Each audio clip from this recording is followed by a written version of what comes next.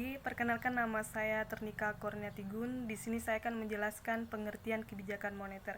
Jadi, pengertian kebijakan moneter adalah upaya untuk mencapai tingkat pertumbuhan ekonomi yang tinggi secara berkelanjutan dengan tetap mempertahankan kestabilan harga, atau langkah-langkah yang diambil otoritas moneter untuk mempengaruhi JUB atau jumlah uang yang beredar dan daya beli uang. Kebijakan moneter ini yang menentukan adalah Bank Sentral atau yang kita kenal Bank Indonesia. Assalamualaikum warahmatullahi wabarakatuh. Perkenalkan, nama saya Nia Rizky Ramadhani, NPM 1940402043. Di sini saya akan menjelaskan jenis-jenis kebijakan moneter.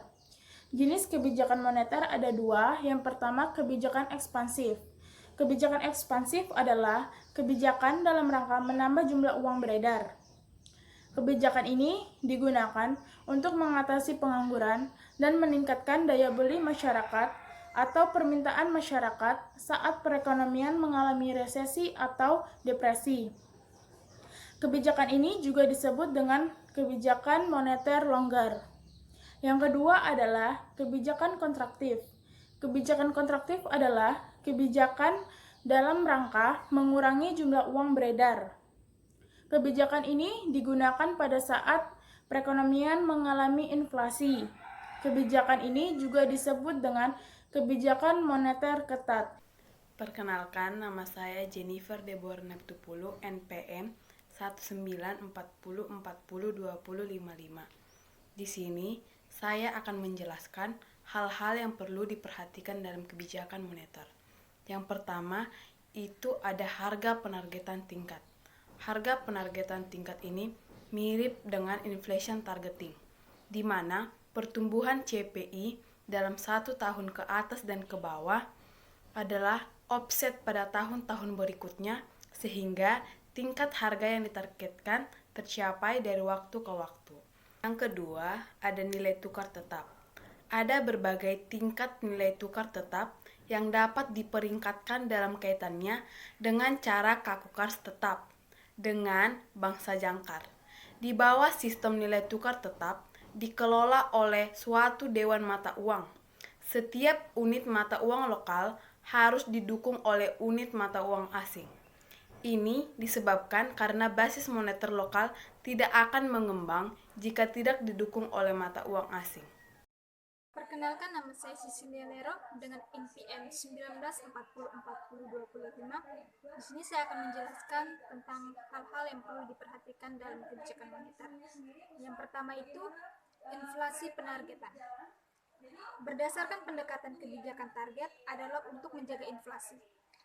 Di bawah sebuah definisi tertentu seperti indeks harga konsumen dalam kisaran yang diinginkan. Target inflasi ini dicapai melalui penyesuaian berkala kepada bank sentral suku bunga target. Tingkat bunga yang digunakan adalah umumnya tingkat antar bank, di mana bank meminjamkan kepada satu sama lain semalam untuk keperluan arus kas. Tergantung pada negara ini tingkat bunga tertentu yang bisa disebut uang bunga atau sesuatu yang serupa. Selanjutnya, agregat moneter. Pada tahun 1980-an, beberapa negara menggunakan pendekatan yang didasarkan pada pertumbuhan konstan dan jumlah uang yang beredar. Pendekatan ini disaring untuk memasukkan kelas yang berbeda dari uang dan kredit. Misalnya seperti M0 dan M1 dan lain-lain. Di Amerika Serikat, ini pendekatan kebijakan moneter dihentikan dengan pemilihan Alan Greenspan sebagai ketua Fed. Pendekatan ini juga kadang-kadang disebut monetarisme.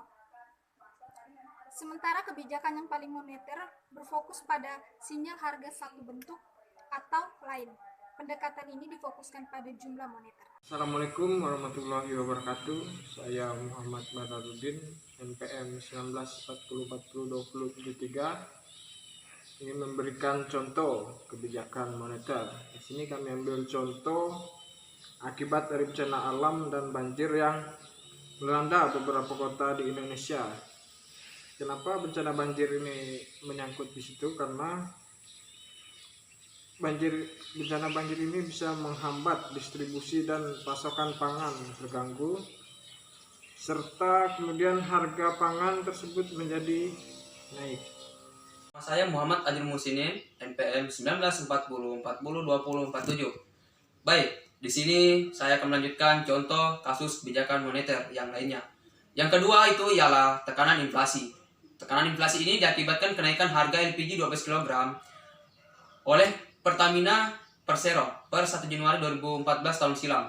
Meskipun kenaikan tersebut direvisi menjadi lebih rendah, namun konsumen sudah merasakan LPG dengan harga yang sangat tinggi. Ini masuk dalam tekanan inflasi administered price yang totalnya 1%.